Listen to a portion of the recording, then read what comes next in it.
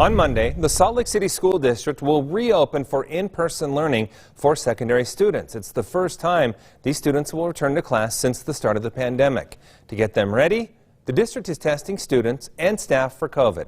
ABC4's Nicole Newman on this story for us tonight. She joins us live with the details. Nicole. Hi, Glenn. Well, these tests are free and available to whoever wants them. However, if a student chooses not to take one, they will have to quarantine. The Salt Lake City School District says it's an added level of protection. To add peace of mind with parents sending their kids to school for the first time during a pandemic. Following the state health department guidelines to test students and staff frequently, Yandere Chatwin says the district is taking part in the Test to Stay program, which is already being administered by some surrounding districts. We are trying to learn from the best practices of those around us who've been in person a lot longer.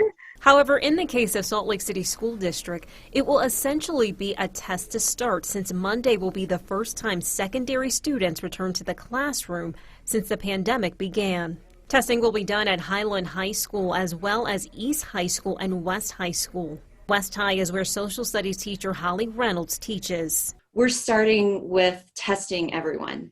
And so we know where we're at right at the start. The tests are optional and parents should check each school for its testing schedule. It'll be a rapid test. That means that you'll be able to get results within 15 to 30 minutes. The tests are being administered by the district. If a student does want to return to in-person learning and their family doesn't want them to be tested, they would have to quarantine at home for 10 days before being able to return for in-person learning.